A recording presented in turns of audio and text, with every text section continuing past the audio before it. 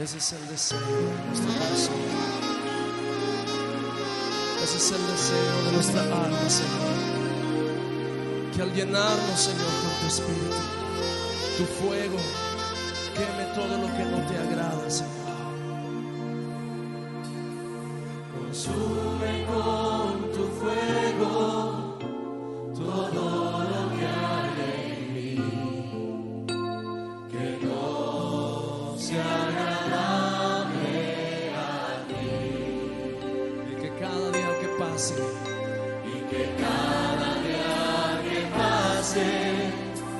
te pueda yo servir con un corazón limpio, limpio.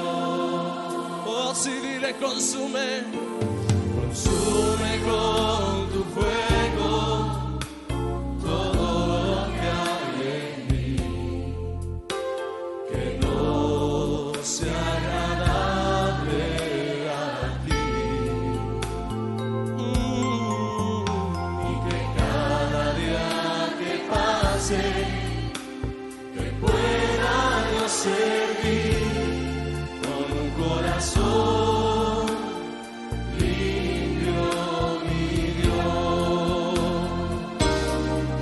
No te detengas, Señor, hasta ver acabado tu obra en mi vida.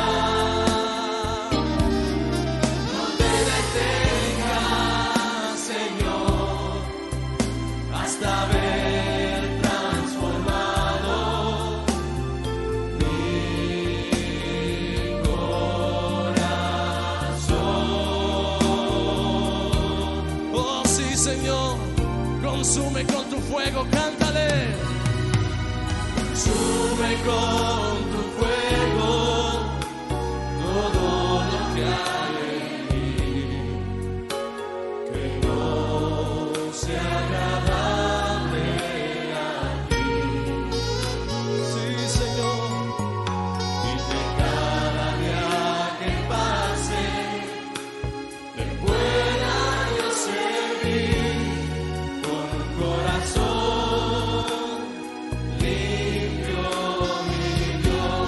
No te detengas, Señor, no te detengas, Señor, hasta ver acabado tu obra en mi vida. Oh, sí, Señor, no te detengas, Señor, hasta ver transformado mi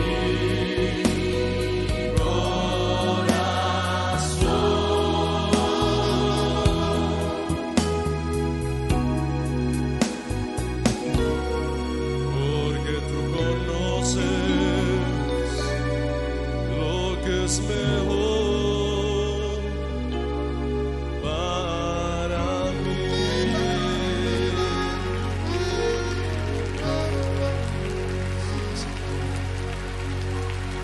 Ahí en tu corazón dile, Señor, Señor, límpiame.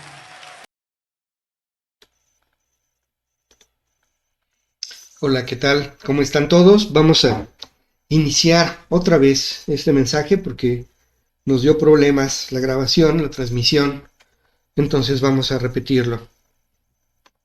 El tema que hoy tratamos es un tema muy importante y muy interesante.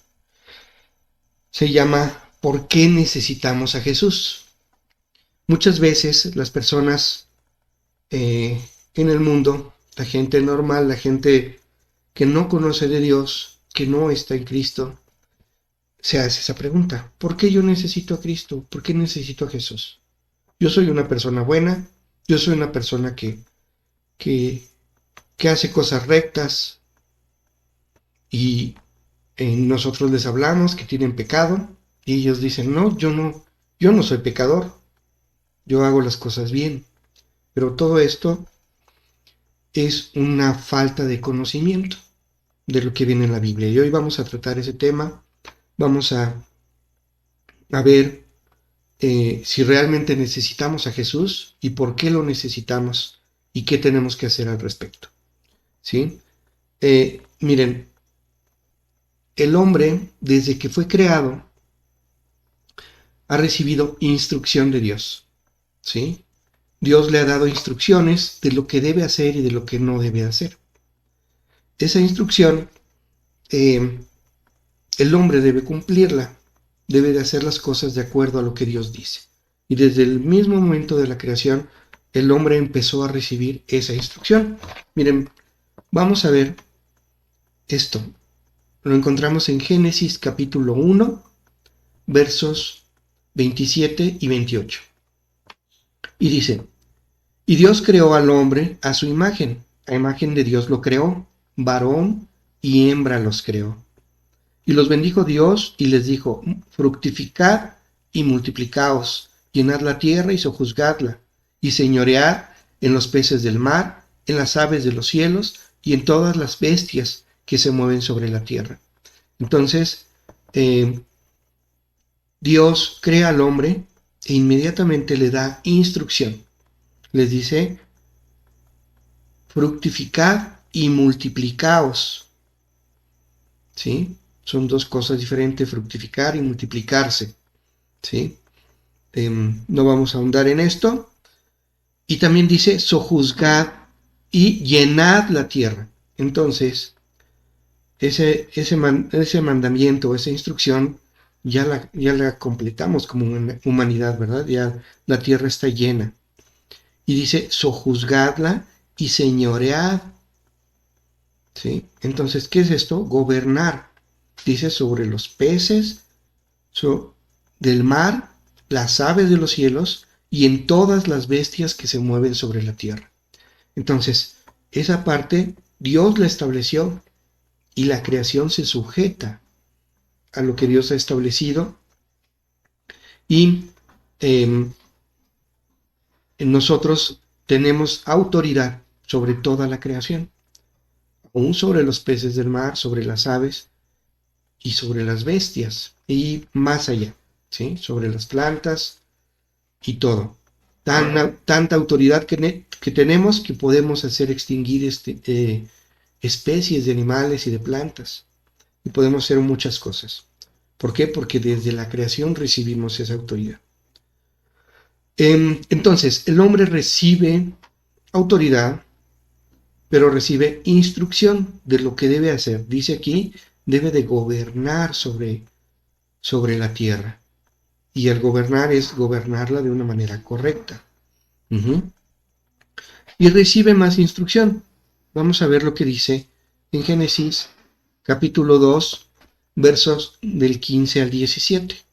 Dice, tomó pues Adonai, Dios, al hombre y lo puso en el huerto de Edén para que lo labrara y lo guardase.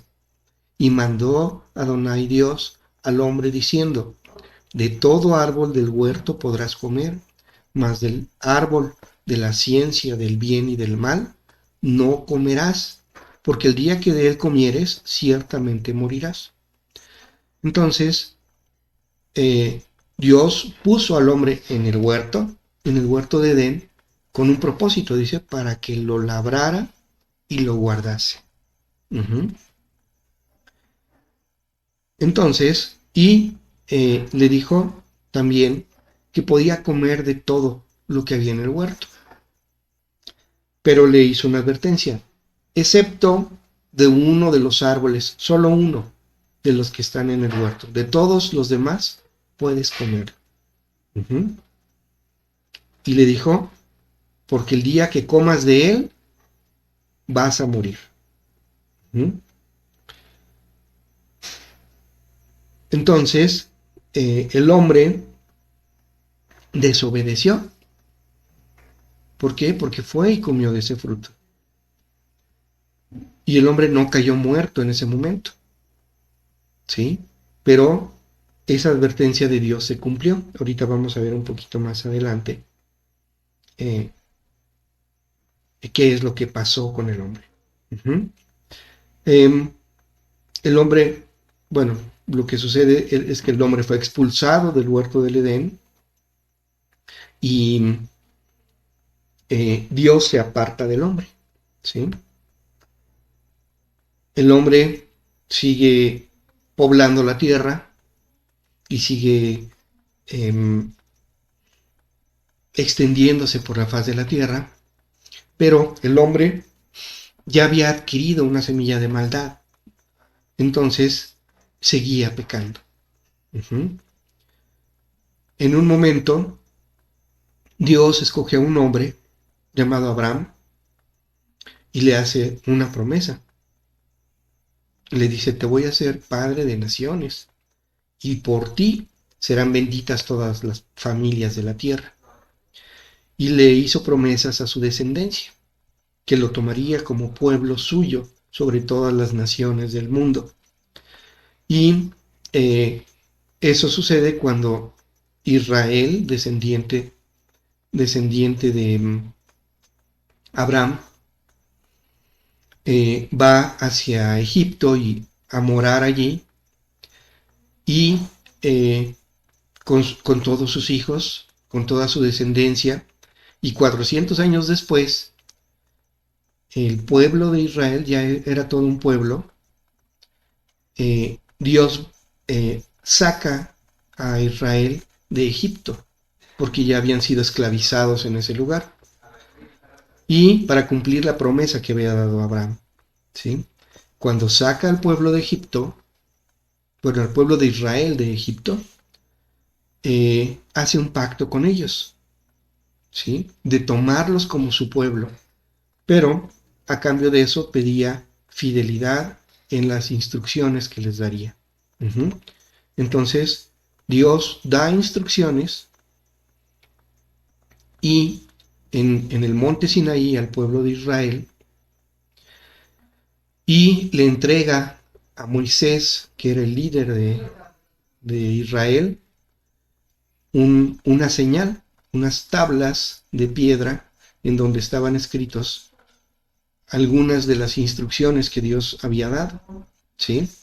Eso lo podemos ver en el libro de Éxodo capítulo 31, versículo 18, y dice, y dio a Moisés, cuando acabó de hablar con él en el monte Sinaí, 2 tablas del testimonio, tablas de piedra escritas con el dedo de Dios. Entonces, estas tablas dice que estaban escritas con el dedo de Dios. Dios mismo escribió esas tablas por testimonio, ¿sí? Como señal o como testimonio de que Dios había entregado instrucción. A esto se le llama Torah. Uh-huh. En hebreo es Torah, y Torah significa instrucción o ley. Normalmente lo traducen como ley, pero el término correcto, la traducción correcta es instrucción. Entonces Dios les da instrucciones, que también se les llama mandamientos o preceptos. Una serie muy grande, detallada, de instrucciones. Y en esas tablas de testimonio puso 10 de esos mandamientos. Y se llaman las tablas de los 10 mandamientos, se conoce como las tablas de los 10 mandamientos, o las tablas de la ley, o las tablas del testimonio. Uh-huh. Entonces, el hombre, desde Adán hasta entonces, estaba recibiendo instrucción de Dios. Y en ese momento recibe un paquete grande de instrucción que es conocido como la ley, o la Torah, que el pueblo de Israel llevó. Ellos lo recibieron y de ellos la recibimos nosotros, ¿sí? Pero, ¿qué es lo que sucedió cuando Adán desobedeció la instrucción de no comer del árbol del conocimiento? Eso fue un pecado, ¿sí? Entonces, el pecado es una desobediencia a una instrucción de Dios, ¿sí? Y Dios aborrece esa actitud del hombre, ¿sí? Cuando nosotros desobedecemos las instrucciones de Dios, a Dios le desagrada mucho y hay consecuencias hacia nosotros. En el caso de eh, Adán y Eva fueron expulsados del huerto, ¿sí? Y fueron separados de Dios. Cuando estaba en el huerto, Dios caminaba en el huerto y se encontraba a Adán y platicaba con él, ¿sí? Y con Eva. Pero a partir de eso, como Adán pecó, desobedeció, entonces el pecado estaba sobre Adán, como una marca, como algo que Dios veía. Y eso le desagrada a Dios, entonces Dios se apartó de él, ¿sí? Se apartó de ellos y los expulsó del huerto. Uh-huh. Y a partir de allí, las demás generaciones, todos los descendientes de Adán, nosotros somos descendientes de Adán, desde el momento en el que nacen, desde el momento en el que nacemos, traemos esa marca de pecado, ¿sí? Entonces, Dios no puede acercarse a nosotros porque tenemos esa marca de pecado. Uh-huh. Eh, nosotros estamos eh, formados por tres partes. El hombre es una criatura tripartita, ¿sí? Estamos formados por el cuerpo. El cuerpo es la parte física, nuestra cabeza, nuestros brazos, nuestro tronco, nuestras piernas, nuestros órganos internos, todo lo que somos físicamente se llama cuerpo, ¿sí? Pero hay algo intangible en nosotros, que es el alma. ¿Y qué es el alma? Nuestros pensamientos son intangibles. Nuestros sentimientos, nuestras emociones, nuestro raciocinio, nuestra inteligencia, nuestra, eh, nuestros recuerdos, todo eso forma el alma. Uh-huh. Pero hay una tercera parte que se llama espíritu. Y el espíritu está formado de tres partes. Comunión, que es lo que nos conecta con Dios. La revelación es lo que Dios nos dice a nuestro espíritu y después baja a nuestra alma. Y la conciencia. La conciencia es la escala de valores que Dios implanta en nuestro espíritu. ¿Qué es la conciencia? Es nuestra capacidad de discernir entre lo bueno y lo malo. Esto es implantado por Dios en el espíritu. Entonces el espíritu está formado por esas tres áreas: comunión, revelación y conciencia. Uh-huh. Pero así está desde el diseño, desde que Dios creó al hombre, ¿sí? Entonces, cuando Adán estaba en el huerto, tenía comunión perfecta con Dios, porque Dios se conectaba. Dios es espíritu y se conectaba con nuestro espíritu, ¿sí? Daba instrucción a través de revelación al hombre y formó en él la conciencia. Pero cuando cuando Adán desobedece, entonces Dios se aparta de él, ¿sí? ¿Por qué? Porque el hombre estaba cubierto de pecado, tenía pecado, y Dios no tolera el pecado, porque Él es santo. Entonces saca al hombre del huerto y se aparta de él. Entonces se pierde la comunión de Adán y Eva con Dios. Entonces, al no haber comunión, no hay revelación. Y si no hay revelación, se pierde la conciencia y la capacidad de discernir entre lo bueno y lo malo. Uh-huh. Y entonces, ¿qué sucedió con el espíritu?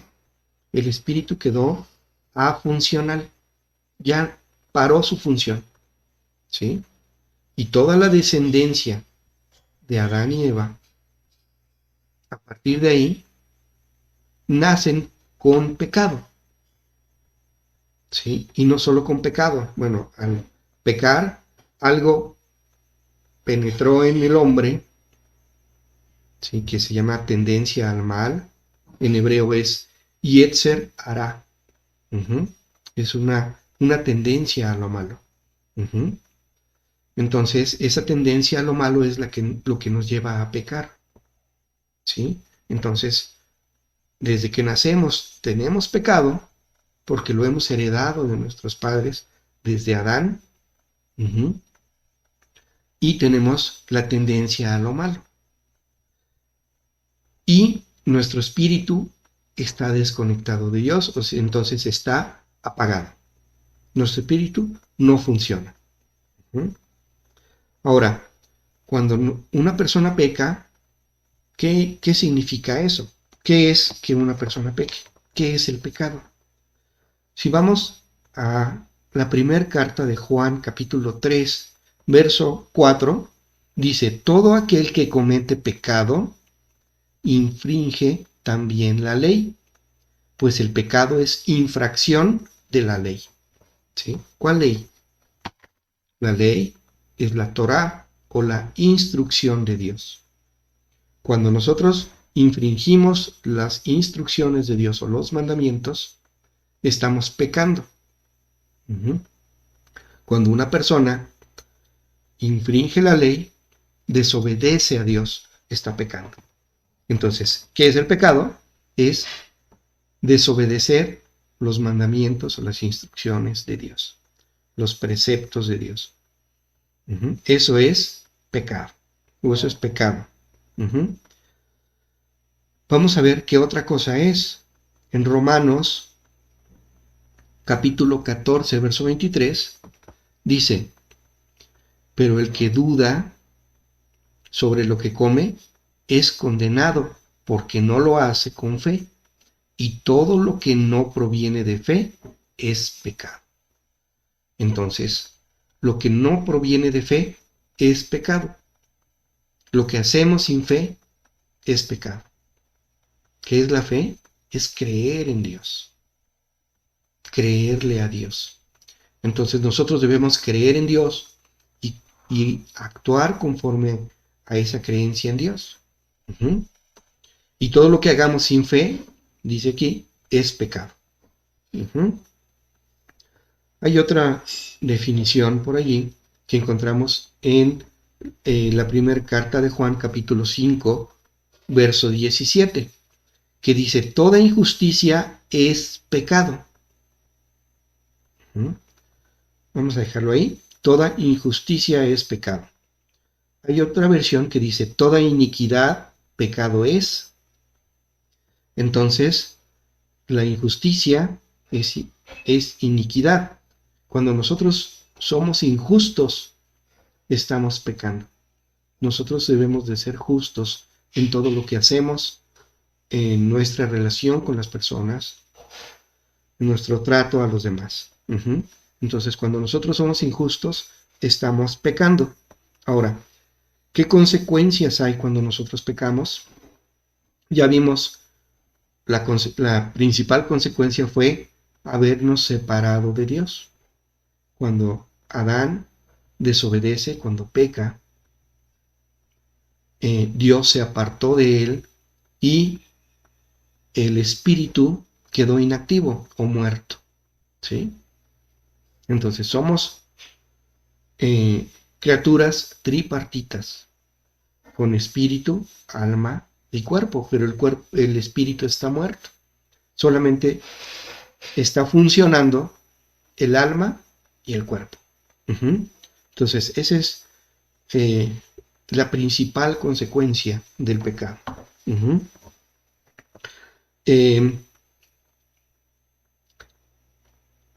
Vamos a ver qué otras cosas pasan o qué sucede con nuestra relación con el pecado. Vamos a ver lo que dice Génesis capítulo 4, verso 7. Dice, si bien hiciereis, no serás enaltecido, y si no hicieres bien, el pecado está a la puerta. Con todo esto, a ti será su deseo, y tú te enseñorearás de él. Bueno, parece que está un poco confuso eso, ¿verdad? Hay otra versión de la Biblia de Jerusalén, que lo dice de una manera más clara. Dice, ¿no es cierto que si obras bien, serás alzado? Mas si no obras bien, a la puerta está el pecado, acechando como fiera que te codicia y a quien tienes que dominar. Entonces dice que el pecado, si nosotros estamos actuando mal, el pecado está acechándonos. ¿Sí? Dice aquí, el pecado está acechando como fiera que te codicia. ¿Mm? Lista para atacar. ¿Sí? A quien tienes que dominar. Entonces nosotros tenemos que dominar el pecado. ¿Qué es esto? Trabajar en obedecer la instrucción de Dios. Ahora, ¿qué pasa cuando nosotros pecamos? Vamos a ver lo que dice el Evangelio de Juan, capítulo 8, verso 34.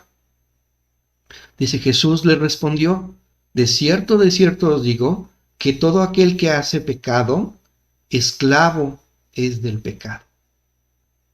Esclavo se convierte en esclavo del pecado. Si una persona hace algo que es contrario a los mandamientos de Dios, cae en un círculo vicioso. Es como una droga, ¿sí? Cuando una persona se droga, siente la necesidad de seguir drogándose, ¿sí? Y llega un momento en el que no puede dejar la droga. Lo mismo sucede con el pecado. Entonces, cuando una persona peca, dice, esclavo es del pecado, se convierte en esclavo, vive en esclavitud, en algo de lo que no puede salir. Y lo más grave es lo que dice Romanos 6:23. Dice, porque la paga del pecado es muerte. Hasta ahí voy a dejar. ¿Sí? La paga del pecado es muerte. ¿Qué sucedió con Adán? Presentó muerte espiritual cuando pecó. Y nosotros nacimos y nacemos con muerte espiritual. ¿Por qué? Porque tenemos pecado. Ahora, no solo queda allí, porque nosotros vamos a morir físicamente. ¿Y qué sucede cuando nuestro cuerpo físico muere? Nuestra alma va a la presencia de Dios. ¿Sí? Y sucede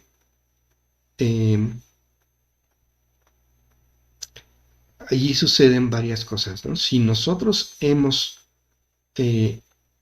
nos hemos conectado con Dios, tendremos una vida eterna delante de Dios, en el reino celestial, en el reino de los cielos, ¿sí?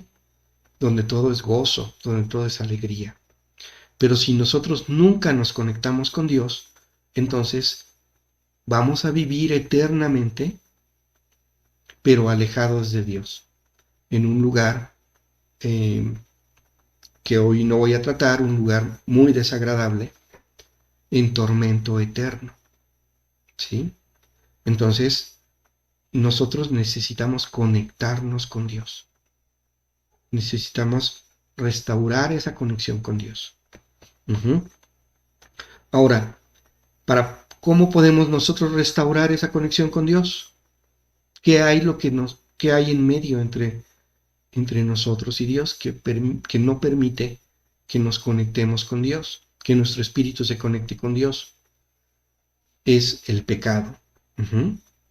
Ahora, cuando Dios toma a su pueblo, toma a Israel y le da la Torá, dentro de la Torá le da instrucciones de cómo hacer para poder ser perdonados del pecado.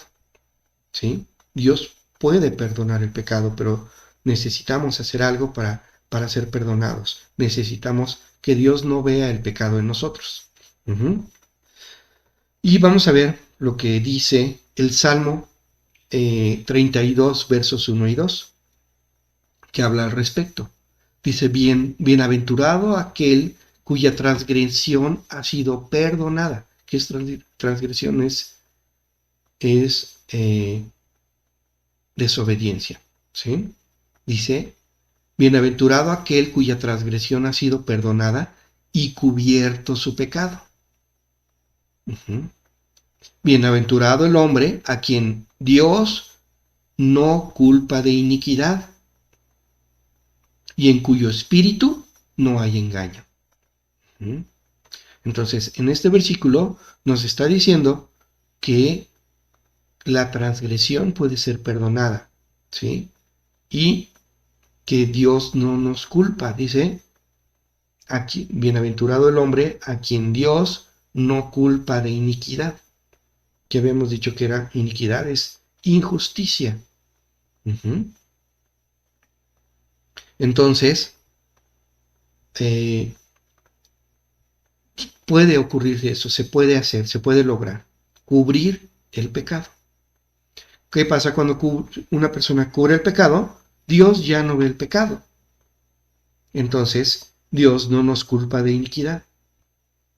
Y entonces nosotros somos perdonados de las transgresiones que hemos cometido. ¿Sí? Y Dios está con nosotros. Entonces, eso es muy importante.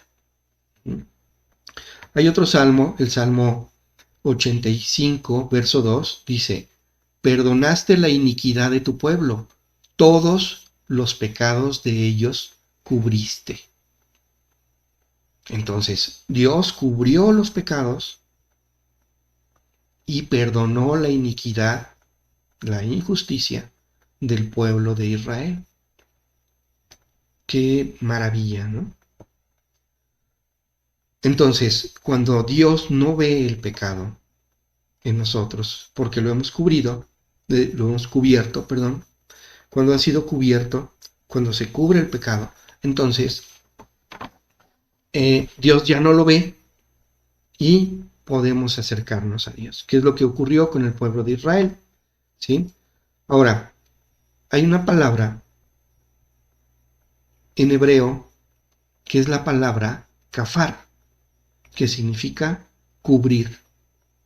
Esta palabra kafar la vemos, por ejemplo, en Génesis capítulo 6, verso 14.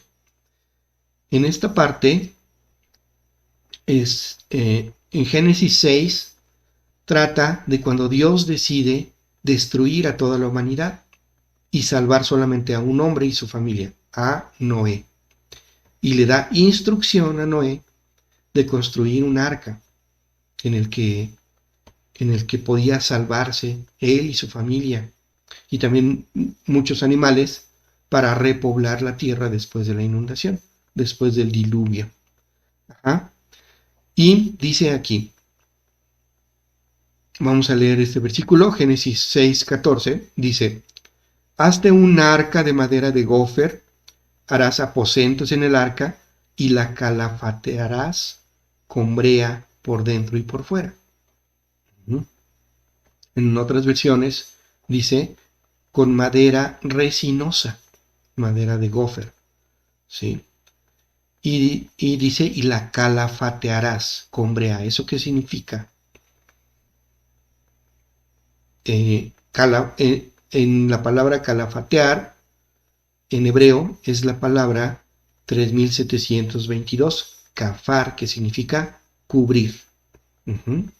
En otras versiones de la Biblia dice, y cubrirás con brea, en otras dice con asfalto, o sea, con chapopote, con una grasa del petróleo, las rendijas entre las tablas, ¿sí? Así es como menciona. Entonces, hay otras versiones donde dice embetunarás. Dice, embetunarás con betún. ¿Qué es betún? Algo que cubre un pastel, ¿sí? Entonces dice, embetunarás, pondrás betún rodeando un pastel o cubriendo un pastel, ¿sí? Como cubriendo un pastel. Cuando nosotros, o cuando se hace un pastel, se pone el pan y después se cubre con el betún, de tal manera que el pan no se ve. Ajá. En el caso del arca era para evitar que entrara agua. Uh-huh.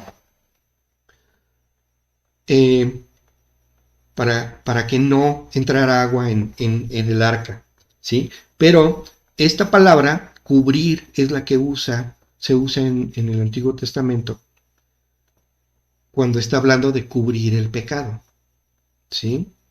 Entonces, dice, cuando una persona cubre su pecado, es como embetunarlo, y entonces Dios ya no ve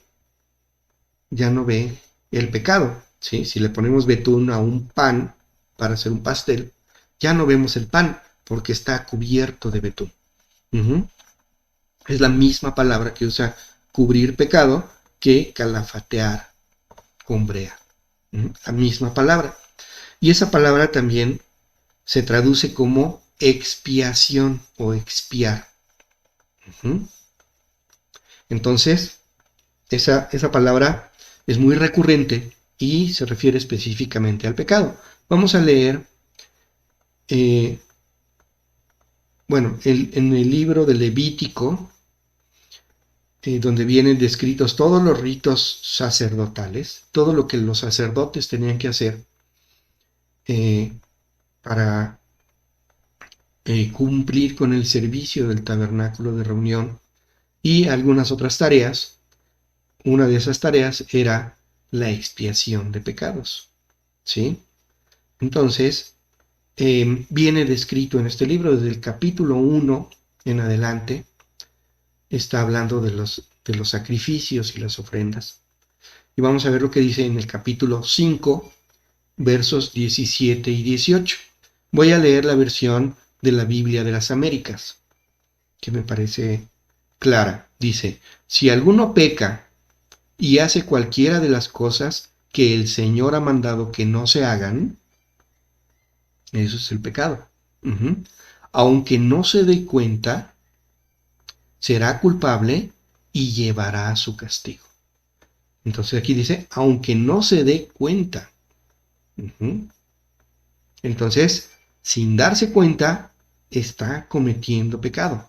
¿Por qué? Porque no conoce la Torá o no conoce la instrucción o simplemente se olvidó de ella en un momento dado y comete pecado.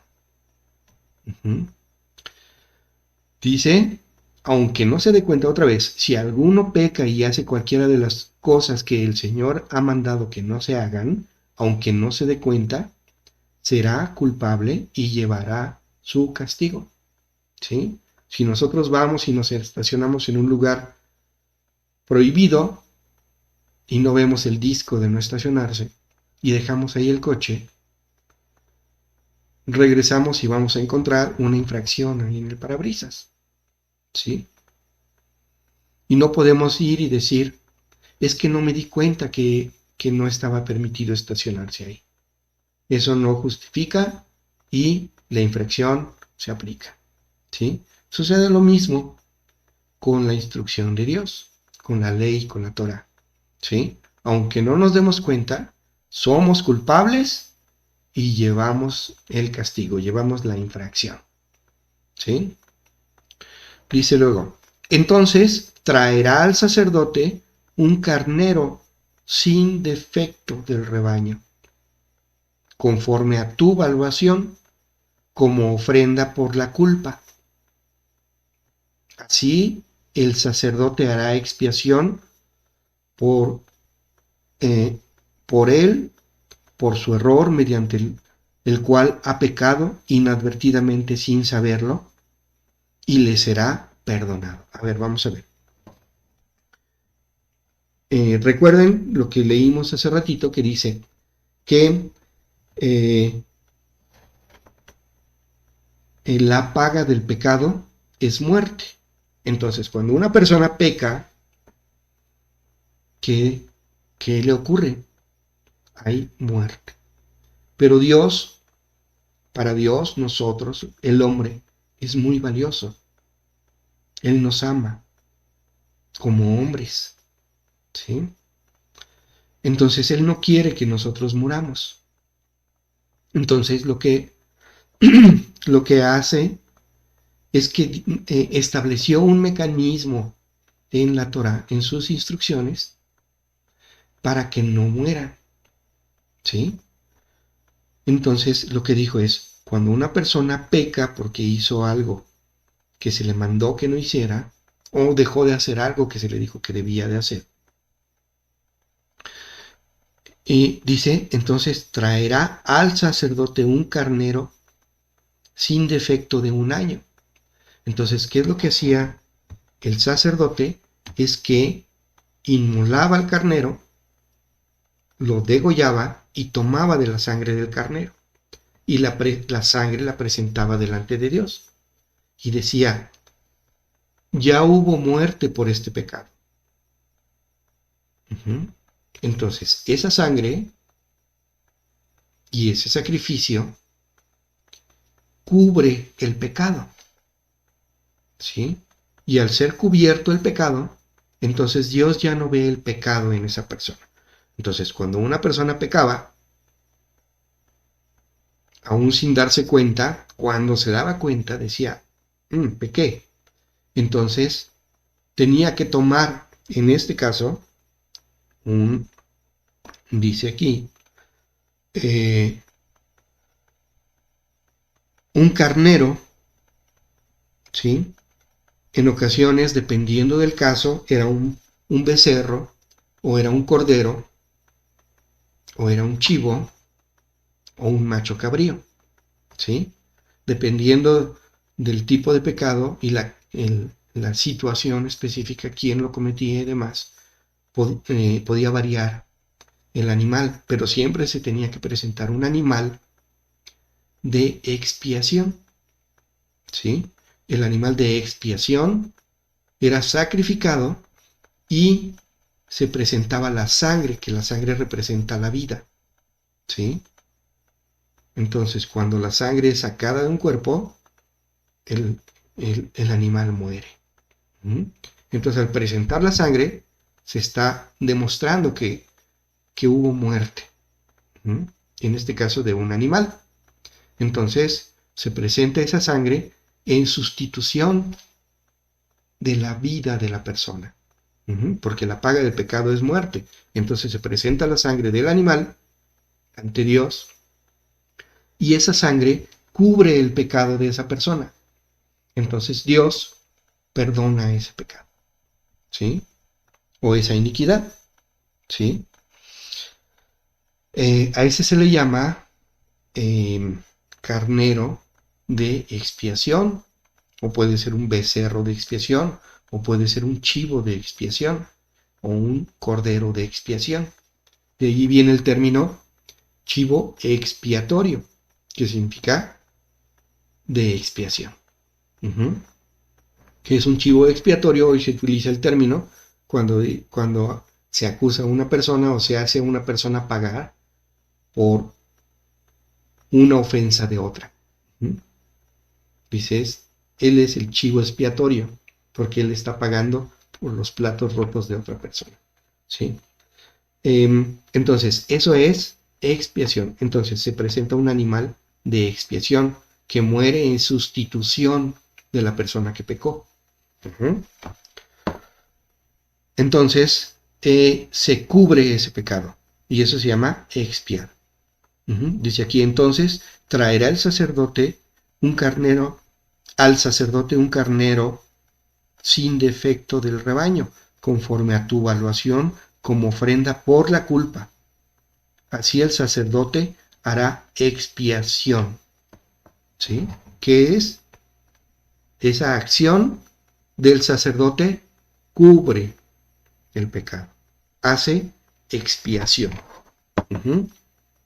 Entonces la expiación es cubrir el pecado. Y en ese momento Dios perdona la iniquidad o la injusticia o la ofensa que fue hecha por esa persona, porque Dios no veía el pecado, porque ya hubo muerte de por medio. Ahora, esto lo tenía que hacer cada persona que cometía un pecado, ¿sí?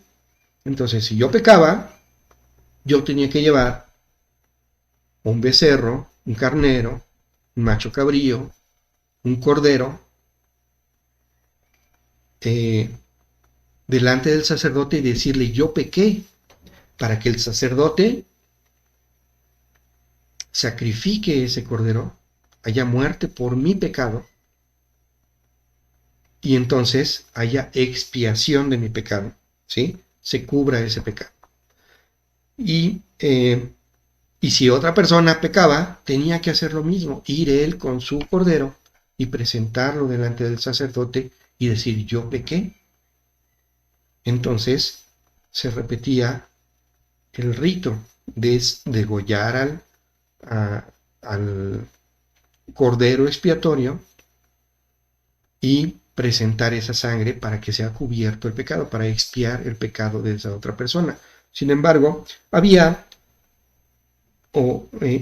descrito en la instrucción, en la Torá, existe una fecha que se conoce como Yom Kippur o Día del Perdón, en el que el sacerdote entraba al tabernáculo de reunión y se presentaba hasta la parte más profunda, que se llama lugar santísimo. En el lugar, recuerden que el tabernáculo de reunión es una tienda, como una tienda de campaña, que tiene dos secciones. La primera sección se llama lugar santo y la segunda sección está separado por una cortina, un lugar que se conoce como lugar santísimo. En ese lugar santísimo había un mueble conocido como el arca del pacto o arca del testimonio, y eso representa al trono de Dios en la tierra. Dios le dijo a Moisés: yo me manifestaré sobre el arca del pacto. El arca es una caja que tiene una tapa llamada propiciatorio, ¿sí? Y ¿qué es propiciar? Es perdonar. Entonces, ¿qué es el propiciatorio? Es el lugar de perdón. Eso es la tapa del trono de Dios, o la caja o el arca del pacto o del testimonio. Entonces, en ese día, el Yom Kippur, que es el día 10 del séptimo mes del calendario hebreo, el mes de Tisri, el día 10 de Tisri, o el día 10 del mes séptimo, el sacerdote entraba hasta el lugar santísimo. No podía hacerlo en ninguna otra fecha. Si el sacerdote entraba al lugar santísimo en cualquier momento, caía muerto, porque estaba allí la presencia de Dios. Pero solamente Dios permitía que ese día 10 del séptimo mes, el sumo sacerdote pudiera entrar hasta el lugar santísimo y hacer un rito, ¿sí? De presentar sangre, primero de un becerro, para limpiar o cubrir su pecado, ¿sí? Entonces, entraba con sangre, no podía entrar sin sangre, entraba con sangre y presentaba esa sangre delante de Dios, la sangre de un becerro, y la rociaba sobre el propiciatorio, que es el lugar del perdón, ¿sí? Que es la cubierta del arca del pacto. Rociaba esa sangre 7 veces y para cubrir su pecado y el pecado de su casa, el pecado de su familia, de su esposa y de sus hijos, ¿sí? Entonces, él entraba con sangre de un becerro y hacía eso. Después salía y volvía a entrar, pero ahora con sangre de un macho cabrío. Y esa la presentaba delante de Dios rociando sobre el propiciatorio, el lugar del perdón, por los pecados del pueblo. ¿Sí? Los pecados que no hayan sido aún cubiertos por desconocimiento o por cualquier otra razón. Si no sabe una persona que ha pecado, pues no va a tomar acción, ¿sí? No va a tomar su cordero y va a ir con el sacerdote. Entonces el pecado se va a mantener en esa persona, ¿sí? Y se va a acumular si sigue habiendo pecados por ignorancia. Entonces, ese día de Yom Kippur eran cubiertos todos esos pecados por lo que hacía el sumo sacerdote. Entonces, vamos a ver esta parte en Levítico, en el libro de Levítico, que habla sobre todos estos ritos. En el capítulo 16 habla de todo este proceso que se hacía en el día 10 del séptimo mes. Vamos a leer solo 2 versículos. El versículo 6 que dice: y hará traer Aarón era el sumo sacerdote en ese tiempo, el becerro de la expiación, que es suyo, y hará la reconciliación por sí y por su casa. ¿Qué es lo que iba a hacer? La reconciliación. Bueno, habíamos dicho que era la expiación, ¿sí? Entonces, al presentar la sangre y rociarla sobre el propiciatorio, el lugar del perdón, el pecado de él y el pecado de su casa eran cubiertos. Hace la expiación. Entonces, cuando el pecado es cubierto, entonces Dios ya no ve el pecado en Aarón o en el sumo sacerdote en turno. Y entonces puede reconciliarse, volver a acercarse a Dios. Y Dios lo puede conectarse otra vez con él, porque no hay pecado, ¿sí? Entonces hay una reconciliación. Por eso dice: y hará la reconciliación por sí y por su casa. En el verso 15, vamos a leer solo la primera parte, dice: después degollará el macho cabrío en expiación por el pecado del pueblo, ¿sí? Y continúa describiendo todo eso. Entonces dice que primero él, el sumo sacerdote, entraba con la sangre del becerro para expiar sus pecados y los de su casa, y ya después, cuando él ya está limpio, ya ha cubierto su pecado y ha sido reconciliado con Dios, entonces él entra para expiar el pecado del pueblo y que pueda ser reconciliado. Entonces él intercede por el pueblo, ¿sí? Entrando al lugar santísimo con la sangre de un macho cabrío que también rocía sobre el propiciatorio para que el pecado del pueblo sea cubierto, sea expiado y pueda entonces reconciliarse el pueblo de Israel con Dios, ¿sí? Entonces dice aquí: después degollará el macho cabrío por expiación por el pecado del pueblo. Lean con calma todo este capítulo para que vean cómo era todo este proceso. Esto nos va a permitir entender más claramente todo esto. Muy bien. Ahora, este mecanismo lo que hace es que cubre el pecado, expía, ¿sí? Embetuna, calafatea el pecado para que Dios no lo vea. Pero el pecado está allí. Entonces, imagínense, se cubre el pecado y la persona que pasa vuelve a pecar y después vuelve a cubrir el pecado y se va formando una capota, ¿sí? Una capa grande, gruesa en nuestras vidas, ¿sí? Y bueno, otra cosa que sucedió es que al principio, cuando una persona pecaba, tenía que tomar un cordero o un becerro o un carnero y llevarlo delante de Dios, llevarlo al sacerdote para que se ha inmolado, se ha degollado, y poder presentar la sangre con la que va a ser expiado el pecado de esa persona. ¿Y qué pasaba si volvía a pecar? Tenía que tomar otro animal y llevarlo otra vez al sacerdote.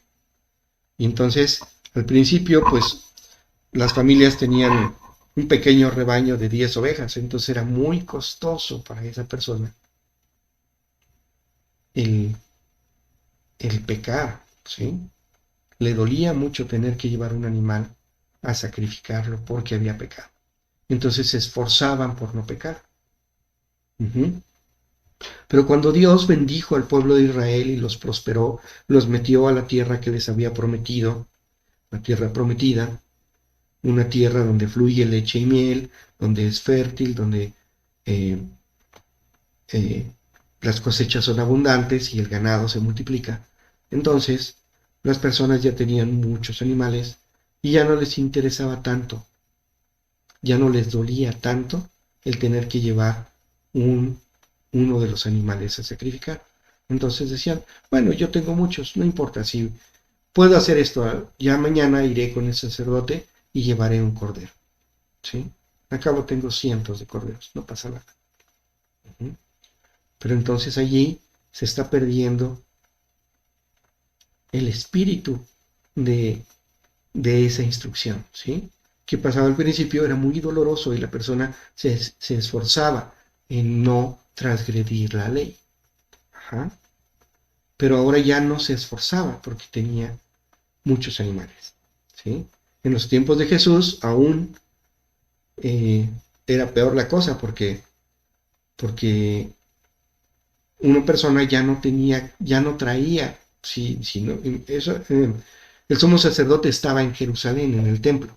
Entonces tenían que llevar al sumo sacerdote o al templo eh, el animal, y alguno de los sacerdotes, no necesariamente el sumo sacerdote, lo inmolaba y hacía todo el rito para poder expiar los pecados. Pero si una persona no vivía en Jerusalén, sino en Belén, que está a 8 kilómetros, por ejemplo, tenía que ir hasta Jerusalén con su cordero para que fuera sacrificado el cordero y poder expiar su pecado. Pero si vivía aún más lejos, pues tenía que caminar una distancia mayor, llevando el cordero. Entonces, ya en los tiempos de Jesús, las personas iban sin el cordero o sin el animal que tenían que llevar y lo compraban allá. Llevaban dinero y en el atrio del templo, que era amplio, se ponían vendedores. Entonces, imagínense, ponían su puesto como en un tianguis vendiendo corderos. Entonces tenían un corralito con corderos y otro vendía becerros y otro vendía carneros y otro vendía machos cabríos, otro vendiendo palomas. Y eso era todo un verdadero mercado. Por eso Jesús llegó y vio eso y los expulsó, los echó del atrio del templo, ¿sí? Pero ¿qué es lo que hacían? Que llegaba la gente a comprar allí el animal que tenía que presentar ante el sacerdote.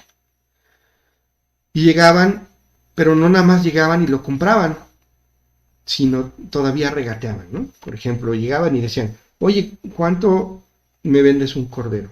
Ah, pues cuesta 50 denarios.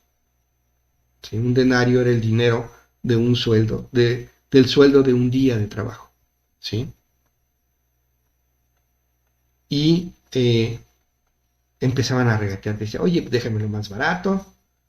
Y el que vendía decía, bueno, te vendo este que está cojito por 25 denarios. Ah, bueno, pues dame el cojito o dame el tuerto. Pero en la instrucción de Dios dice, traerás del rebaño un animal sin defecto. ¿Sí? ¿Y qué es lo que estaban haciendo? No lo traían del rebaño, iban y lo compraban. Y luego, para que fuera más barato, compraban uno que tuviera defecto. Entonces ahí se estaba perdiendo ya el sentido original de, de esto que estableció Dios en la instrucción, en la Torá, ¿sí? Era que le doliera el tener que llevar un animal para que se esforzara en no pecar. Pero, pues ya no se esforzaban, ya tenían dinero, podían comprar los que fueran, y si ahorraban comprando uno defectuoso, mejor. Entonces Dios dijo, esto no puede seguir así. Llegó el momento en el que Dios dijo, esto no puede seguir así y no lo tolero. Entonces fue cuando envió a Jesús, para que Jesús quitara todos esos sacrificios y que Él actuara como cordero expiatorio. ¿Sí?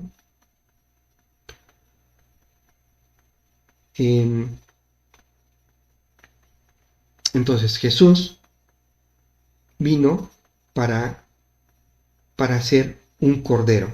¿Sí? Eso lo vemos en Juan, en el Evangelio de Juan, capítulo 1, verso 29. Allí en esa parte está hablando de Juan, un profeta que estaba bautizando a mucha gente y hablándoles del arrepentimiento de pecado. ¿Sí? Arrepiéntanse de sus pecados. Y los bautizaba. Y él vio a Jesús, y vamos a ver lo que dice en el verso 29, Juan 1:29.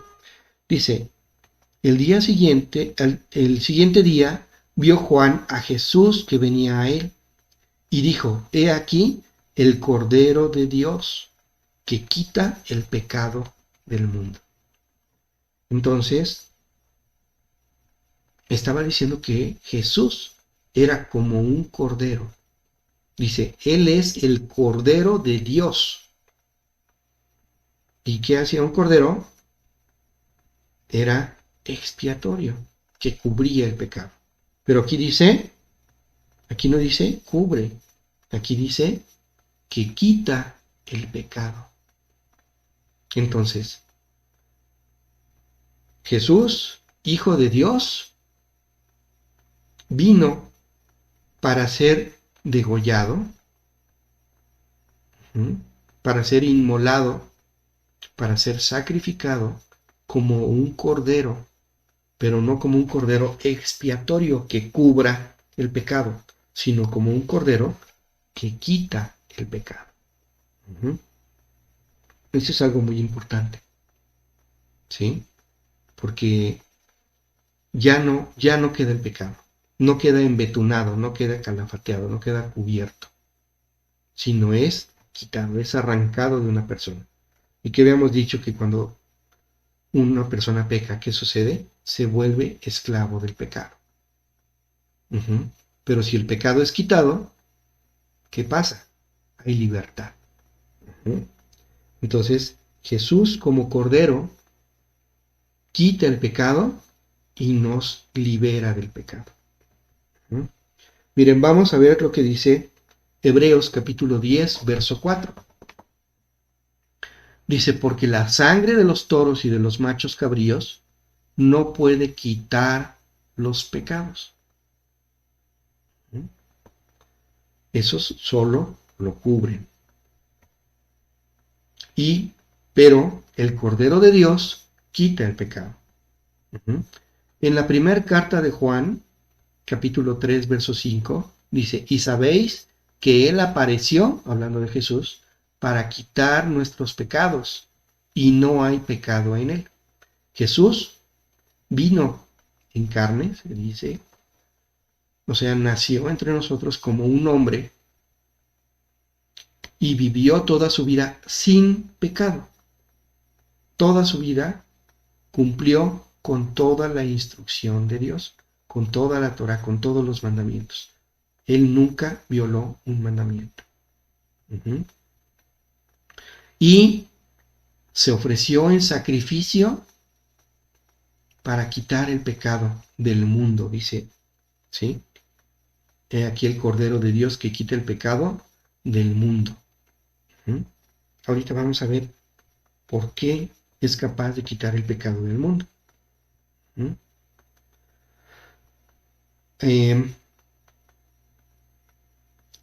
Hebreos capítulo 9 versos 11 y 12.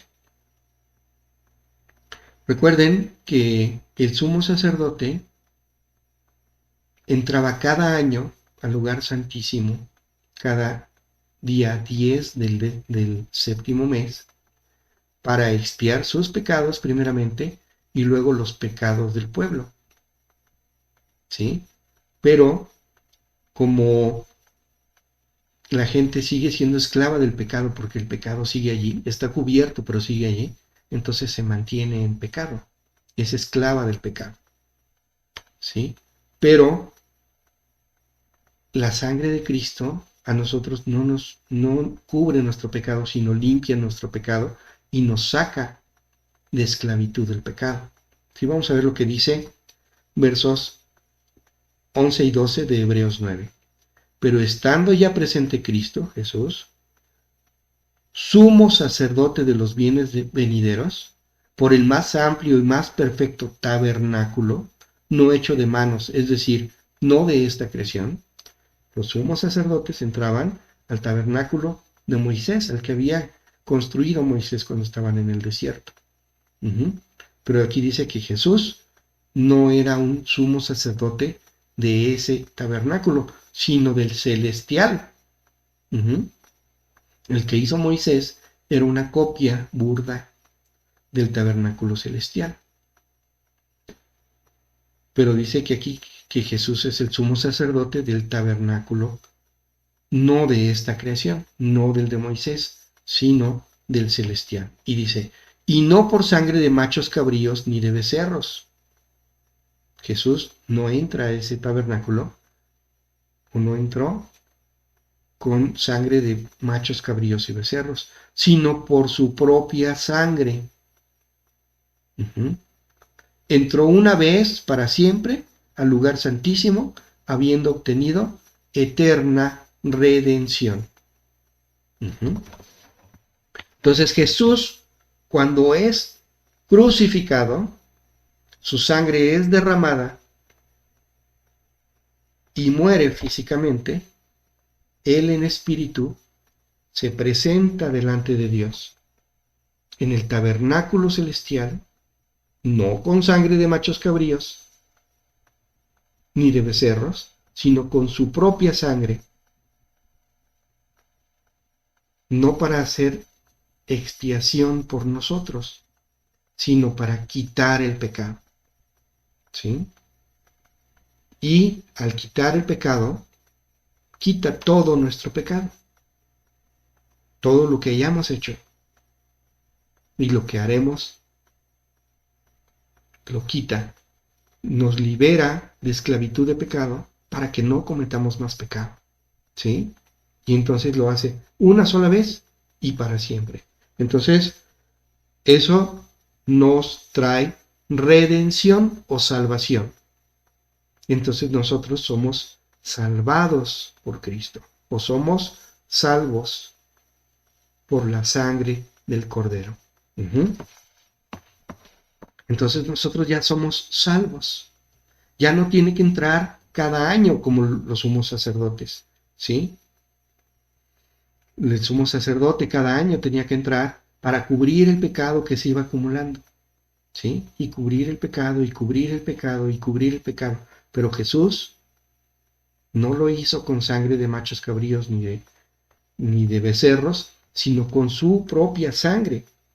Y lo hizo una sola vez, y no en el tabernáculo hecho de manos, sino en el celestial, en donde está Dios. En primer carta de Timoteo, capítulo 2, versos 3 y 4, dice, porque esto es bueno y agradable delante de Dios, nuestro Salvador, el cual quiere que todos los hombres sean salvos y vengan al conocimiento de la verdad. ¿Esto qué es? Que todos los hombres sean salvos, que todos sean limpiados de pecado por la sangre de Cristo. ¿Sí? y vengan al conocimiento de la verdad. ¿Qué es la verdad? Todo esto que estamos viendo. ¿Sí? Que todos podamos conocer por qué tenemos pecado y por qué necesitamos de Jesús. Ahora sí, ¿por qué necesitamos de Jesús? Porque estamos llenos de pecado y pecamos todos los días. Y no estamos yendo con un sacerdote llevando corderos o becerros o carneros o machos cabríos o palomas para cubrir nuestro pecado. Entonces nuestro pecado se ha acumulado en toda nuestra vida, desde nacer que traemos pecado hasta este momento traemos pecado y no ha sido ni siquiera cubierto. Pero si nosotros echamos mano del sacrificio de Jesús, ese pecado es quitado. Y entonces somos salvos, dice la palabra. ¿Sí? Dice, porque esto es bueno y agradable delante de Dios nuestro Salvador, el cual quiere que todos los hombres sean salvos. Quiere decir que Jesús, que con la sangre de Cristo sean limpiados de pecado y vengan al conocimiento de la verdad. Esa es su voluntad. Pero eso no ocurre en forma automática. No todos, o no porque Jesús haya muerto en la cruz, quiere decir que nosotros estamos limpios. Nosotros vamos a ser limpios haciendo algo. No solo porque Jesús murió, quiere decir que ya todo el mundo está libre de pecado. El pecado sigue, nosotros lo podemos ver cotidianamente. La maldad va creciendo, hay homicidios, hay adulterios, hay fornicaciones, hay muchas cosas en la sociedad, en el mundo, ¿sí? En nosotros. Pero Dios quiere que la sangre de Jesús nos limpie de pecado, pero no es así en automático, ¿sí? La sangre de un becerro, un macho cabrío o un cordero, ¿cuándo limpiaba? Cuando una persona lo llevaba al sacerdote para que fuera sacrificado, ¿sí? Nosotros llevamos a Jesús a la cruz a ser sacrificado. Vamos a ver. Nosotros somos salvos por gracia, ¿sí? Porque Dios nos regala esa salvación por medio de Cristo. Vamos a ver lo que dice Efesios capítulo 2, verso 8. Dice, porque por gracia sois salvos por medio de la fe. Y esto no de vosotros, pues es don de Dios. ¿Qué es don? Es regalo de Dios. Entonces, es un regalo de Dios que haya enviado a su Hijo, ¿sí? Es un regalo de Dios que nosotros podamos ser salvos, que nosotros estemos limpios de pecado.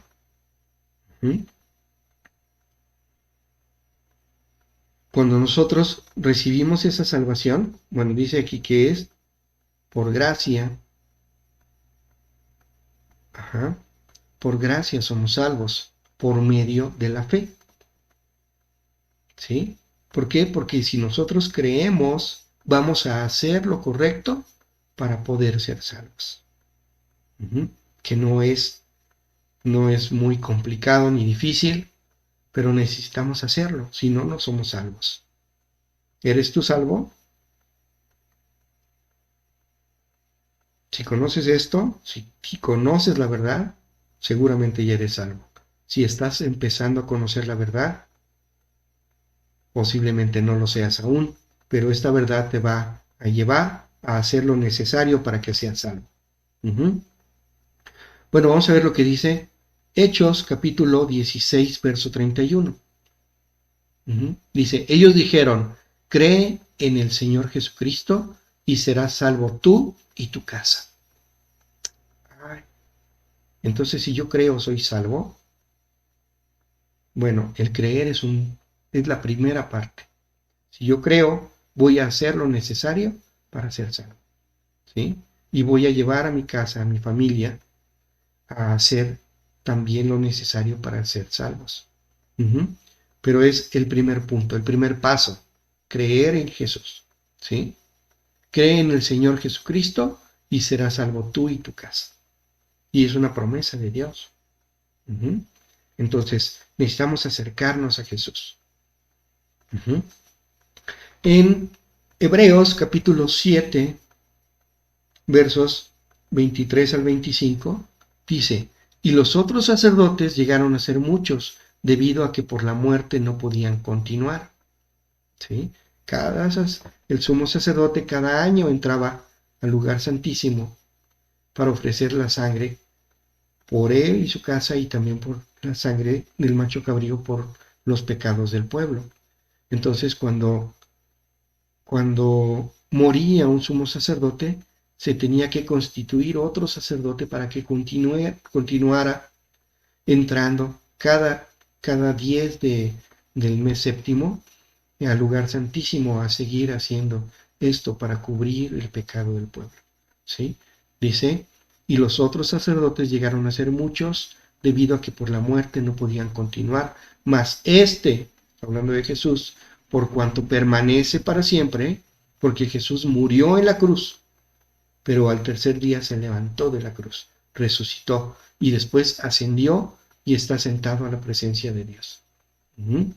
Y entonces él, ¿qué hizo? Que entró al lugar santísimo del tabernáculo celestial con su propia sangre para ofrecerse una sola vez y para siempre. ¿Sí?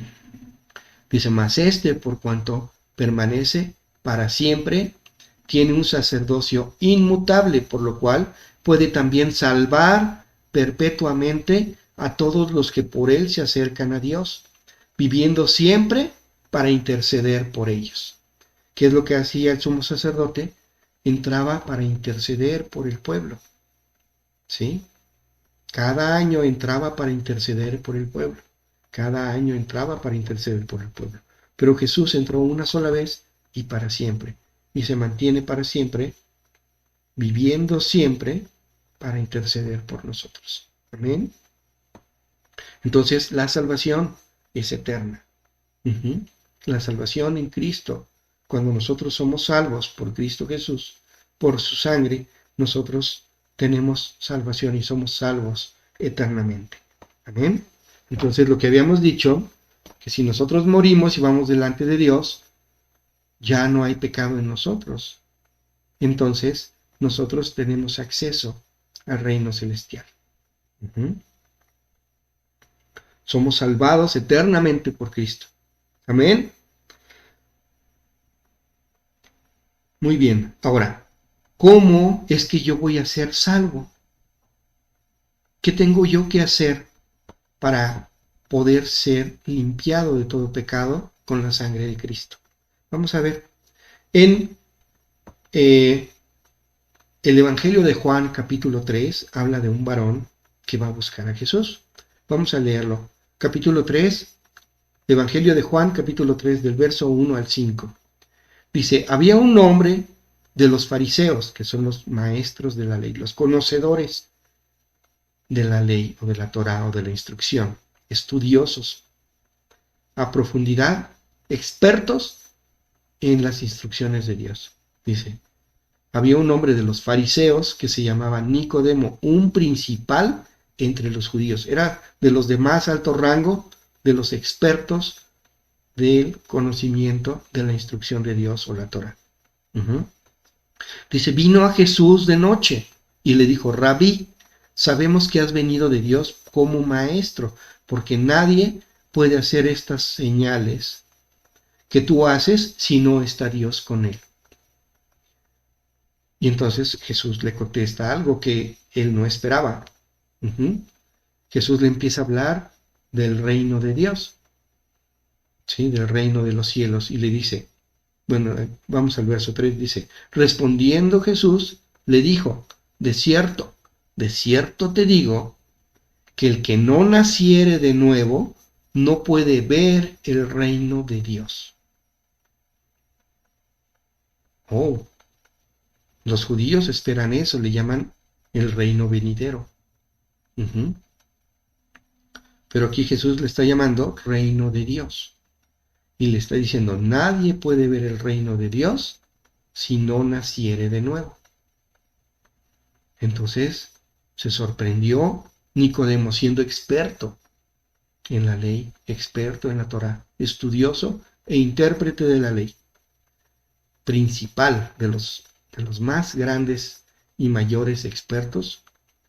Dice, Nicodemo le dijo, ¿cómo puede un hombre nacer siendo viejo? ¿Puede acaso entrar por segunda vez en el vientre de su madre y nacer?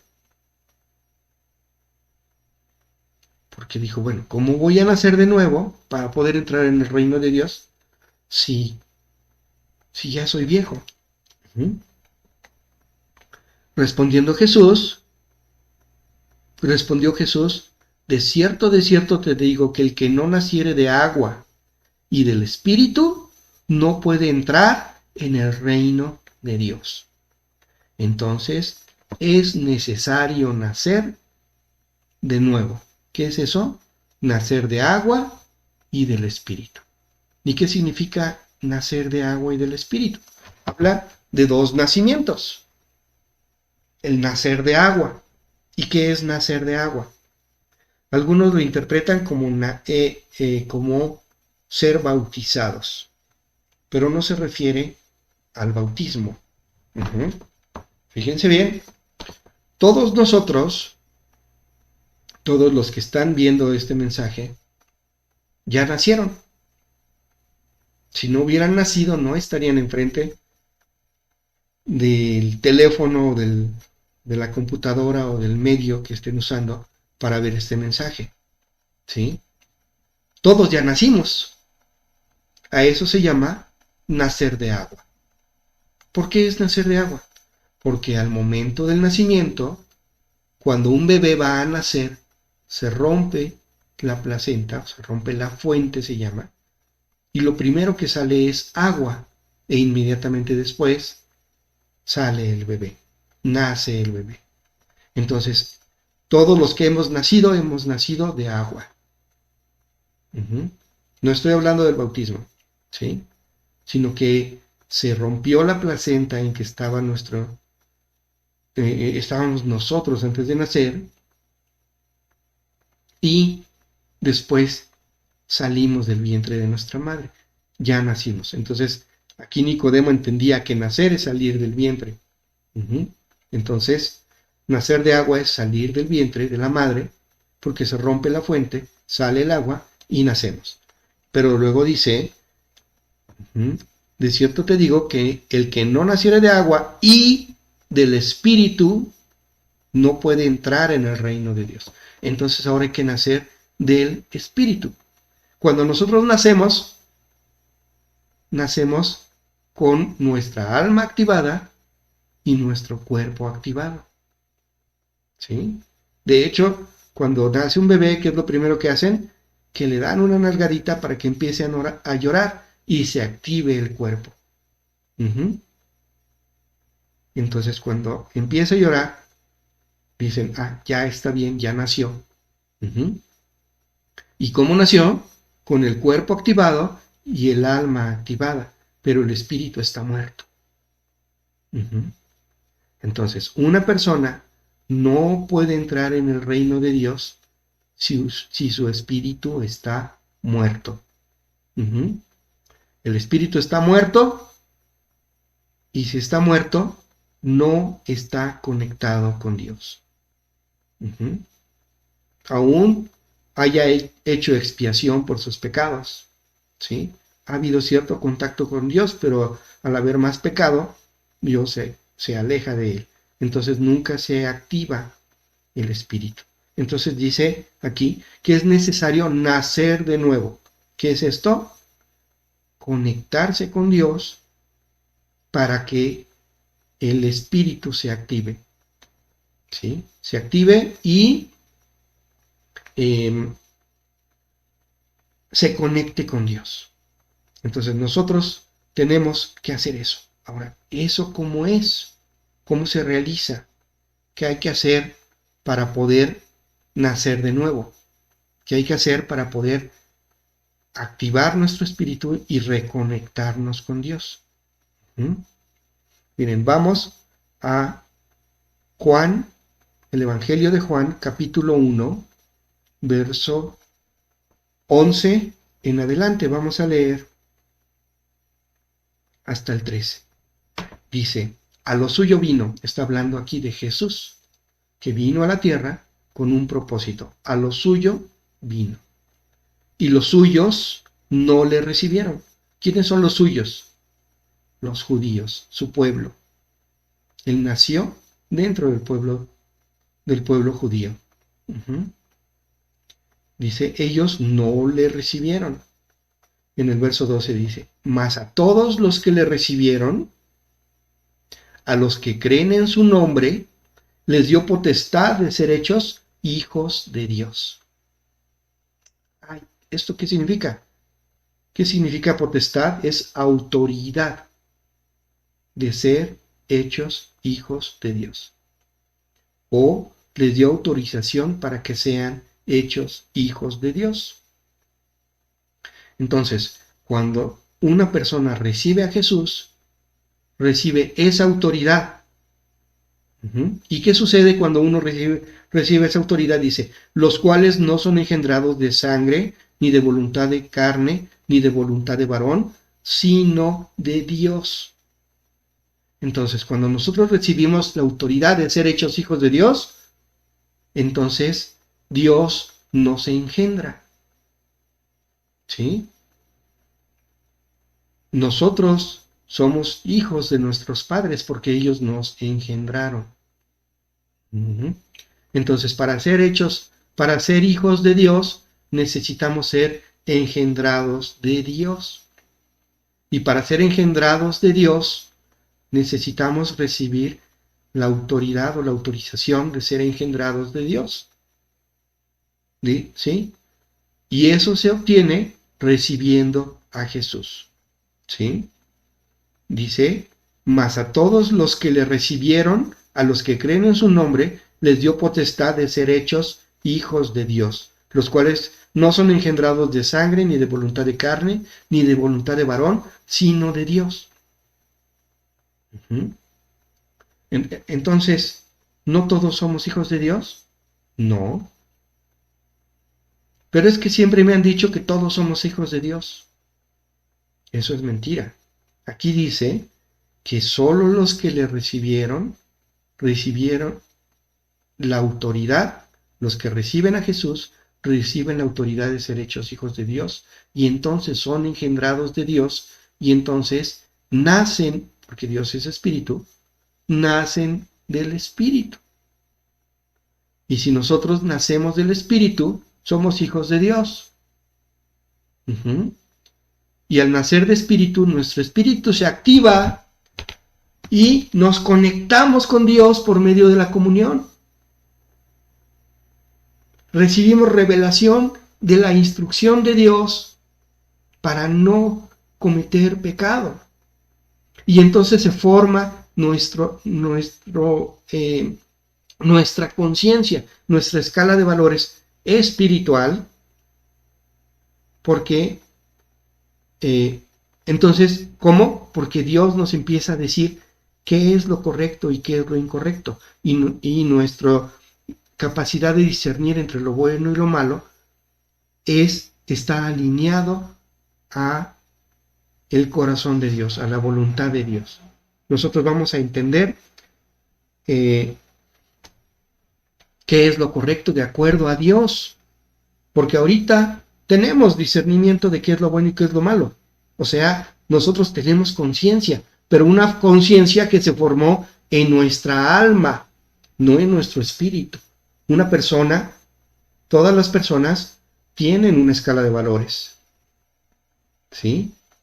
Pero esa se forma por nuestra experiencia de vida, por la educación que recibimos, por nuestra relación con nuestros padres y nuestros hermanos, por la educación en la escuela, por nuestro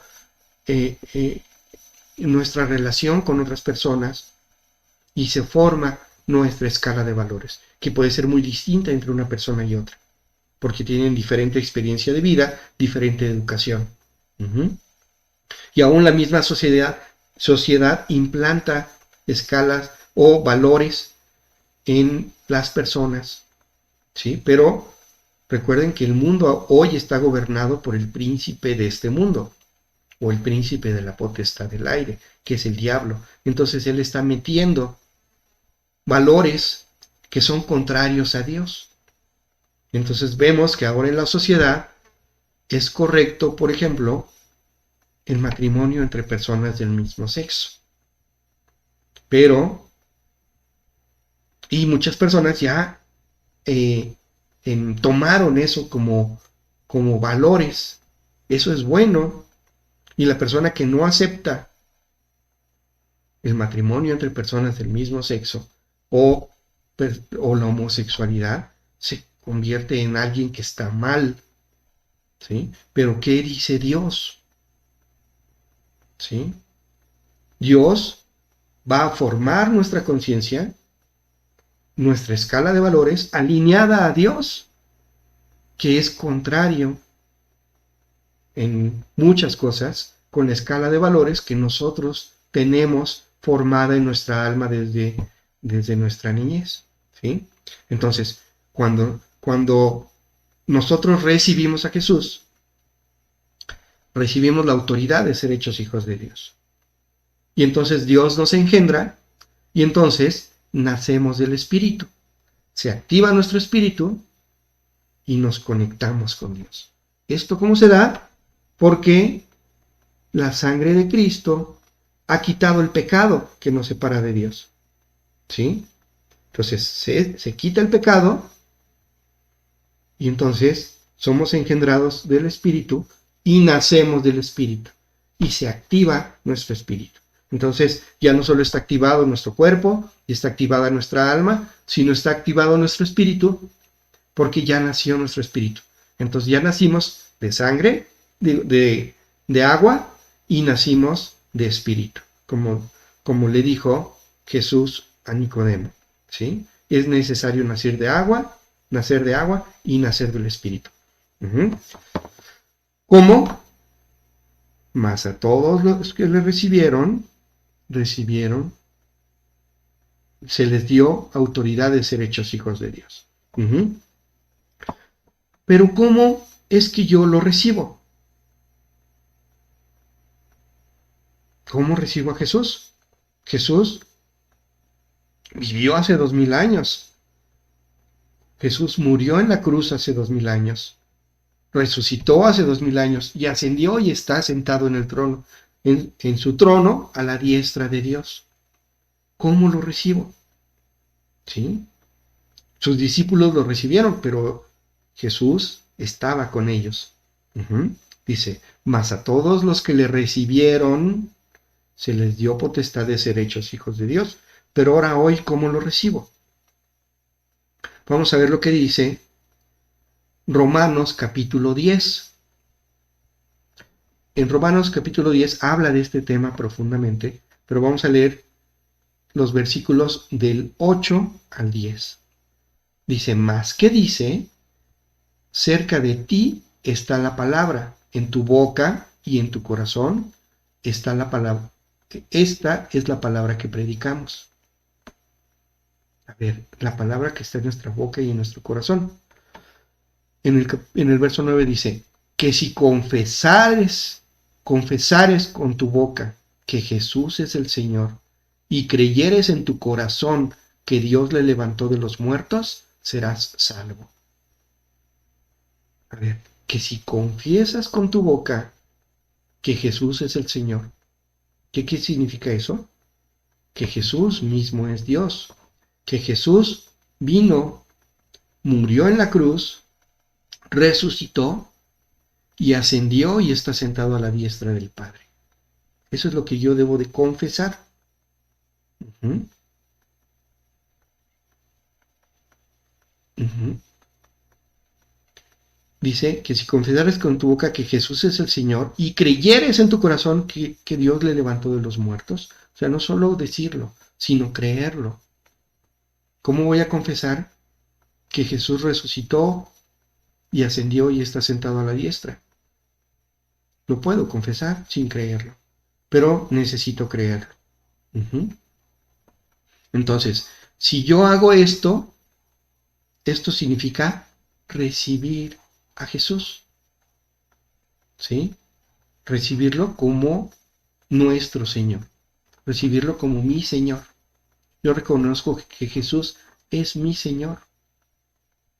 Uh-huh. En el verso 10 dice, porque con el corazón se cree para justicia. O sea, si yo solo lo creo, soy justo. ¿Y cómo es que era justo? Que se cubre el pecado.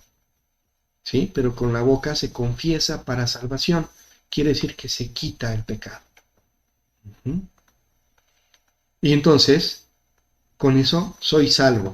¿Qué pasa cuando yo recibo y reconozco a Jesús como mi Señor? Lo estoy reconociendo como mi Cordero.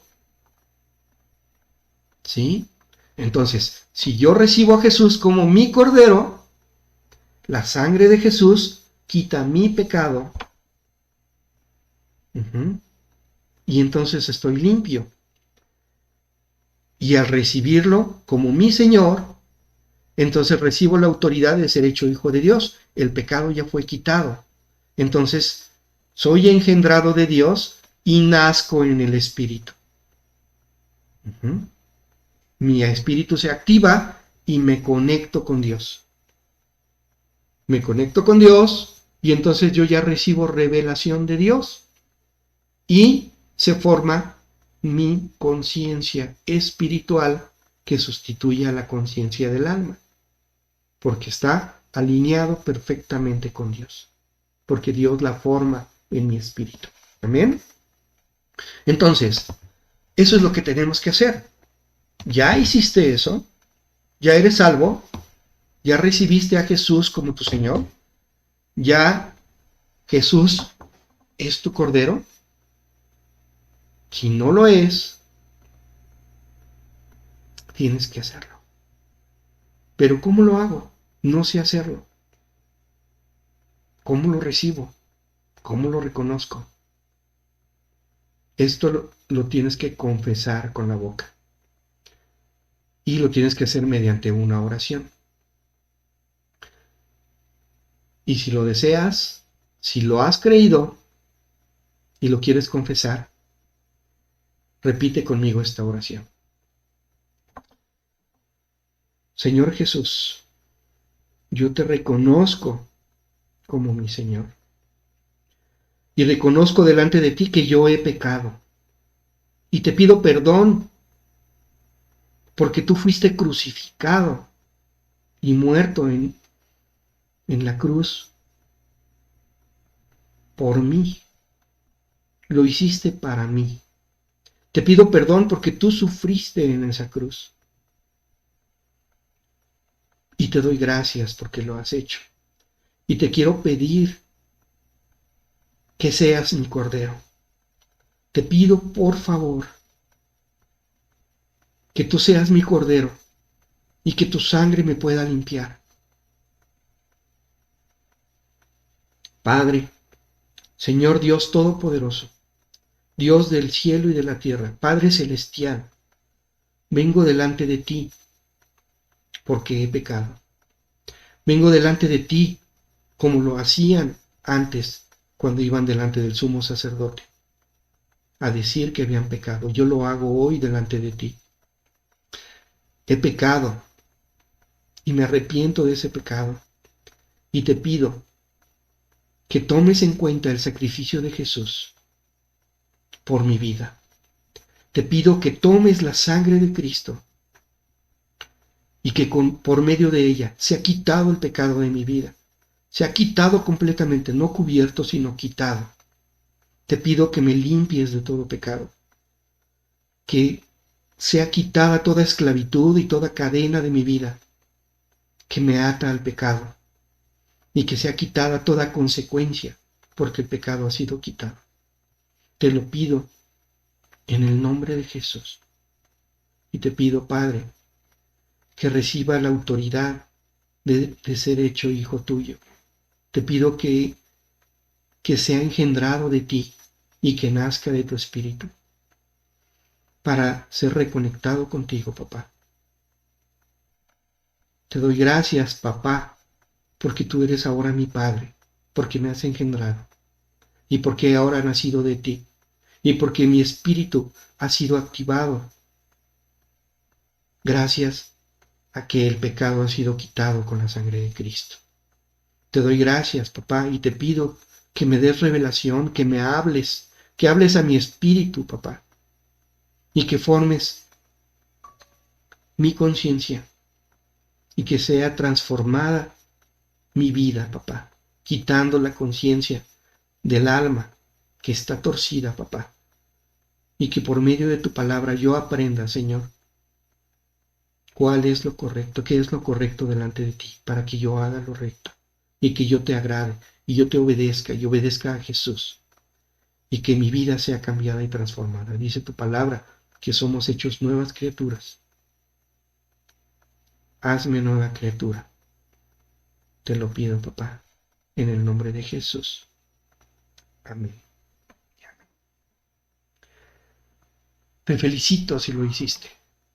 Te felicito porque ahora ya eres hijo de Dios. Porque ya ahora has sido transformado. Porque tu espíritu ha sido activado. Te felicito y eres bienvenido a la familia de Dios. Y a todos, a los que hicieron la oración y a los que ya lo habían hecho con anterioridad, les pido que difundan este mensaje. Pásenlo a sus amigos, a su familia. Manden la liga a todos sus contactos en Facebook, en WhatsApp, en sus redes sociales, para que este mensaje tan importante, que es un mensaje de vida, que trasciende hasta la eternidad, porque con él tenemos entrada a la eternidad. Mándelo a todos, porque Dios quiere que todos sean salvos y que todos lleguen al conocimiento de la verdad. Si tú ya te reúnes en alguna iglesia, qué bueno. Si no tienes pastor, si no tienes iglesia, búscala. Si no la tienes y te parece bien, puedes contactarnos, búscanos. Y nosotros te diremos a dónde acercarte o que te acerques a nuestra congregación para que recibas palabra y aprendas sobre la Biblia. Aprendas sobre Dios y aprendas sobre Jesús. Nuestros teléfonos a los que te puedes comunicar es el 55 26 99 5609 y el 55 16 33 85 66.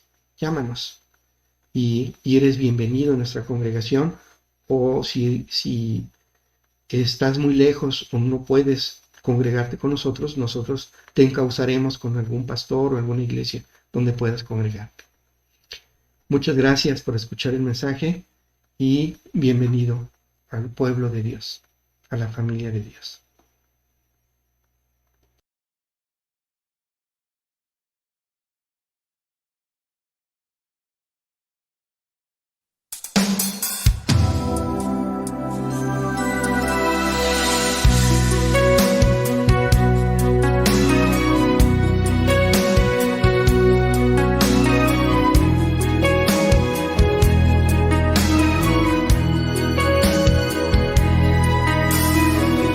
Ante ti, Señor, yo dejo mis deseos.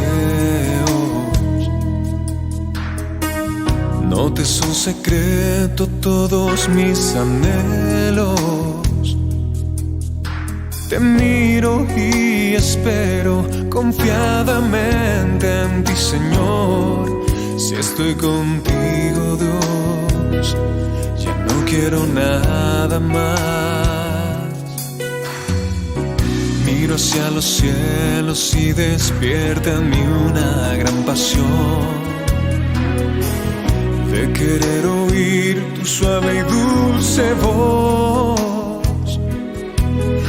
a quien tengo yo en los cielos sino a ti, y que en tu eternidad, Señor, pensaste en mi respirar. Eres tan real, te puedo tocar al estar contigo cara a cara.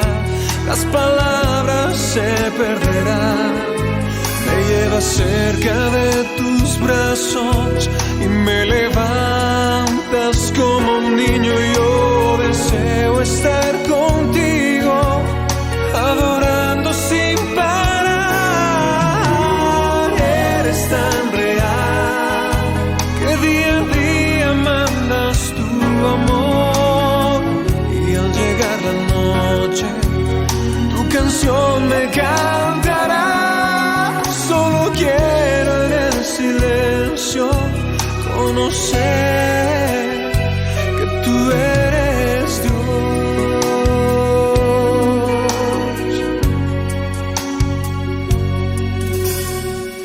Miro hacia los cielos y despierta en mí una gran pasión de querer oír tu suave y dulce voz. A quien tengo yo en los cielos sino a ti, y que en tu eternidad, Señor, pensaste en mi respirar. Eres tan real, te puedo tocar al estar contigo cara a cara. Las palabras se perderán, me llevas cerca de tus brazos y me levantas como un niño. Yo deseo estar contigo,